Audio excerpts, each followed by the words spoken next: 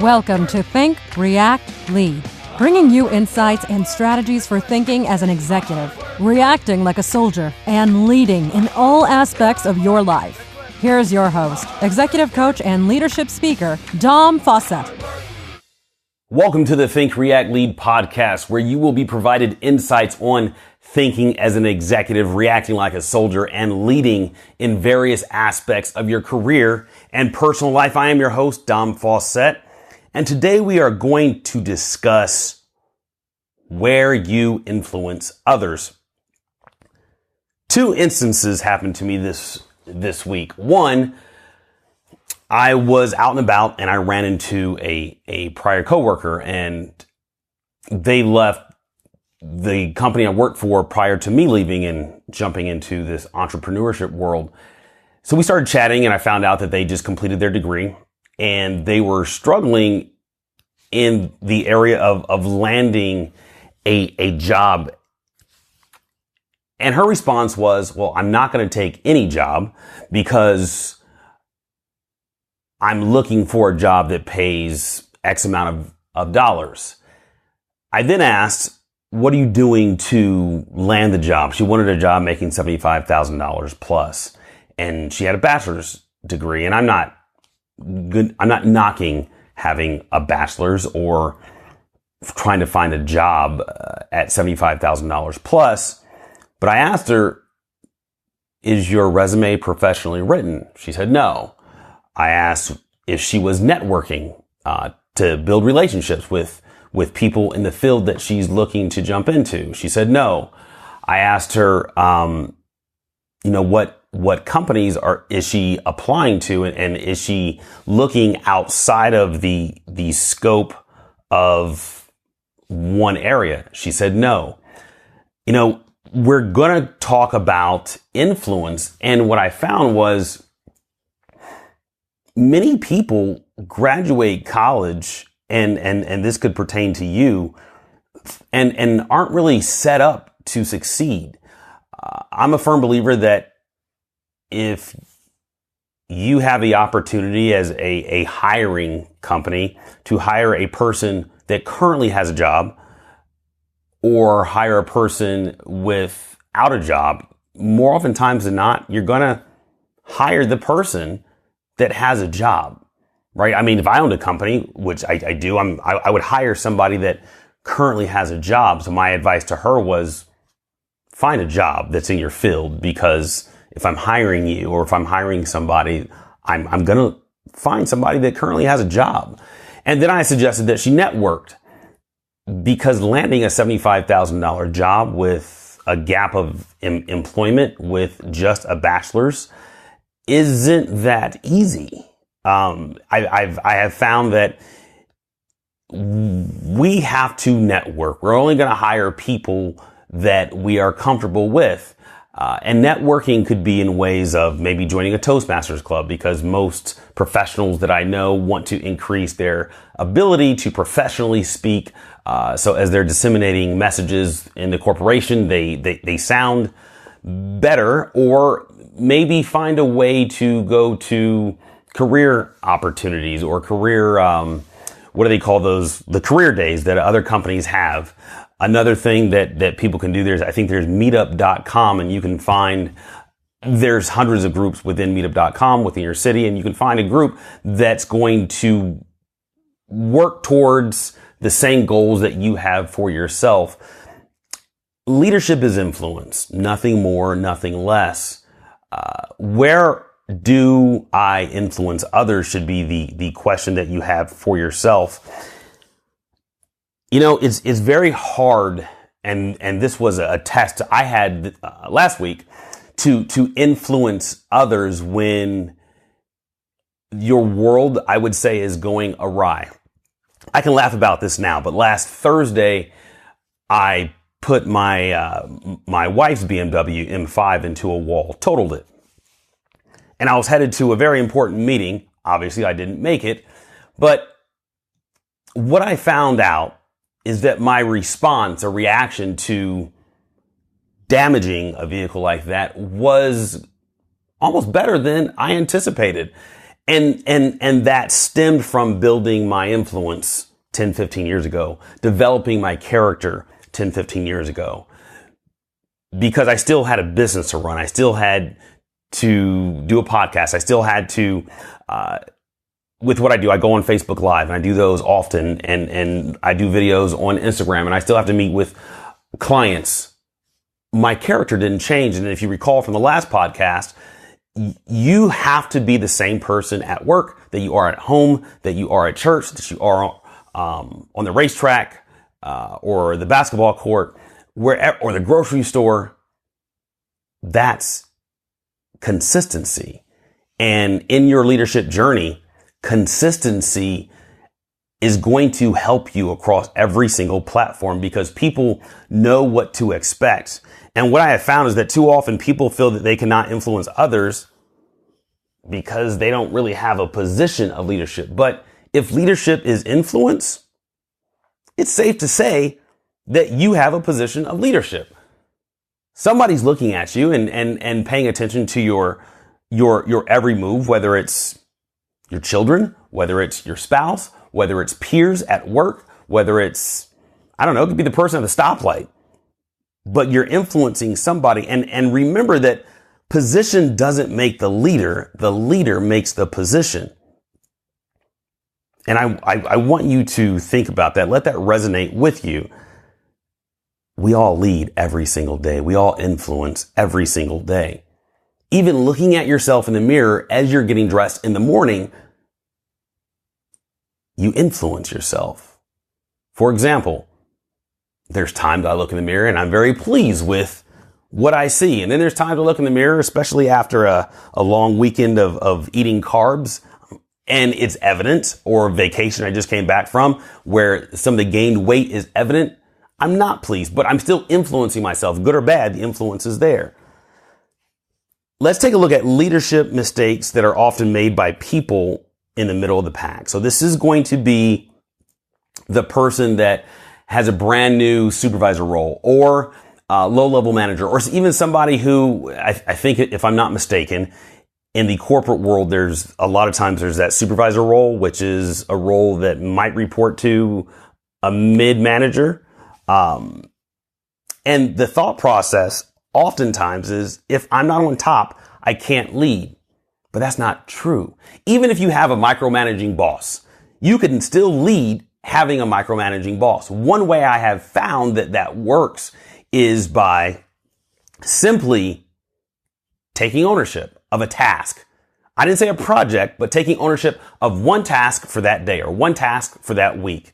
And when I say take ownership, this means not asking for permission to get something done. As long as it's not costing the company money and you can do it with the resources available to you, make the decision to make it happen. Remember, this is think, react, lead. Think as an executive, react like a soldier, and lead. So think about what it is you're going to do. React is simply making the decision to do it on your own, and lead. Influence the process. Leadership is influence, not position. There's another thought process that goes along the lines of, when I get to the top, only then I will learn to lead. You will be tomorrow what you are preparing for today. So, yes, tomorrow you will be a greater leader than you are today, as long as you are in that process or that vein of leading. Leading all of your actions, right? Leading your actions before you get to work. Leading your actions before you get into your car or whatever mode of transportation you use to get to work. Leading your actions as soon as you wake up, as soon as you're blessed with the opportunity to have your eyes open. Get up with a positive attitude. I'm not saying positivity is going to rule the world and positivity is going to, guarantee change in your life, but think about what you're going to do that day. Who can you positively influence, right? Maybe you wake up in a bad mood, and that's okay, but you can somebody has it worse than you. Ergo, you can influence somebody else. So what are you going to do today that's going to benefit somebody, maybe later today, maybe tomorrow? See, on your leadership journey, understand, especially if you have a team, or you can have one person reporting to you. your name comes up at the dinner table. How it comes up and what's said about you is up to you. And your actions will dictate that. There's another train of thought that goes, if I were on the top, everyone would follow. Let's just clear the air on that. If people don't follow you now, they're not going to follow you when you get on top.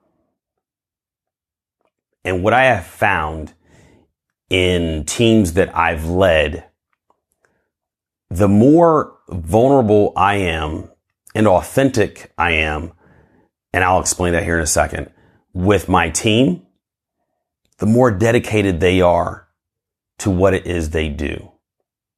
For example, I remember a time that me and my wife got into like a minute spat, but it was our first one. Granted, I've only been married. I'm going on 2 years in March. So we got into a minute spat, and I wasn't late for work, but it was approaching the time that I normally leave. So I just left. When I got to work, jumped into a team meeting, talking to 14 people. And I told them, I said, look, let's wrap this up. I need to run back home, have a conversation with my wife, apologize for leaving and not finishing the conversation, or at least suggesting that my wife and I would come back to this conversation once we got home. I need to go home because she was off that day, and apologize to her. I didn't want to make a phone call, and I was only 15 minutes away. When I told them that, they looked at me like, wow, Dom he's a husband. He's a loving guy to his wife. Like that was vulnerability. And I think we forget as leaders that people that we influence, whether it be one person that reports to us, somebody on a project that works with us, a peer, or a large team or a department, I think we forget that they too might have marital issues, or they too might have issues with their children, or they may have medical things going on. And what I have found is that in being authentic, so being your true self, once you understand who you are, like I talked about in the previous podcast, I come off a little assertive, but I explain to any new team that I come across that I'm an ex-cop, I'm prior military, and there may be times I might come off a little gruff. In the event I do, please let me know and I'll make adjustments accordingly. These are conversations you can have with your team. Think about what conversation you can have with your team about an event that's going on or something that's going on in your life, something positive that they don't know about you. Or maybe your peers. What is something that your peers don't know about you? I think that would benefit your growth with your staff, your peers, etc. I think it would allow them to see you as a real person. I'm not saying that they don't now, but we can always increase our level of influence. There's another train of thought that goes, when I get to the top, I will be able to do anything. Actually, when you get to the top, you're able to do less things. The higher you go, the less wiggle room you have. There's a smaller margin of error because you've promoted time and time again. You're expected to understand the process, understand kind of the rules of engagement as it relates to your journey, as it relates to your structure, your corporate structure. The higher you go, the less options you have. And that's any environment, whether you're a seasoned speaker, whether you're in the military, whether you are in the corporate world, no matter where you are, there's just certain expectations people have of you the higher you go. And this is a side note. I would like you to Google yourself. And the reason for that ask is because nowadays, the moment somebody meets you or hears your name, first and last name, I have found, because I've done it myself, that people Google you. And like I said, this is a side note. Google yourself, jump into a search engine, type in your first and last name, and see what comes up. And I'm bringing this up because I recently had a client that had a DUI about 3.5 years ago. And he'd never Googled himself. He never put his name in a search engine. And when we did that, we clicked on images and there was a picture of his mugshot from 3.5 years ago. And the reason we did that is because he said, I'm having a hard time getting hired to one of these 3 external companies. So we went back and forth. We did the interview. There were just a lot of things that we did. And then finally it just hit me. You know what? Let's Google you. And we did. Now there's companies out there that can clear that up for you, but that was just a side note. And that's something that I think all of you should do because it's beneficial. And then maybe you have a squeaky clean record, but there could potentially be images in the search engine from, say, a deployment or your college days. There's something out there that you may not want out there, and you can get that deleted. It's going to cost you. Just Google how to clear your name or how to update your search engine or remove negative information and let that guide you. But that's just something to think about. The very essence of all power to influence lies in getting the other person to participate. Harry Overstreet. I heard that saying probably about 2 years ago, and I happened to write it down. And ironically, here we are talking about influence. And again, influence is leadership, and leadership is influence, nothing more, nothing less. There's power in influence. It's almost magical. It's almost like a superpower. Look at the people that currently influence you. What do they do? What character traits do they have? What actions do they take that causes you to be influenced, consciously or subconsciously? These are things I want you to think about. Who influences you on television? Who influences you in music? Who influences you at your place of employment? What peers do you have that influence you? And what traits out of all those categories, what traits do those individuals have that you don't currently, but you can develop? And if you're unsure how you should develop them, maybe you should ask the person if you have access to them. I think we close ourselves off so much and so often that we just silo opportunities by way of not asking. We've all heard the phrase, a closed mouth that does not get fed. So what opportunities are you missing because there's character traits that you don't have that you need to possess to promote? All of us want to promote in some aspects in our life. We want to promote in our marriage. We want to promote in our relationships with friends. We definitely want to promote at our place of employment. If you're self-employed, you want to promote in your business. You want to promote others.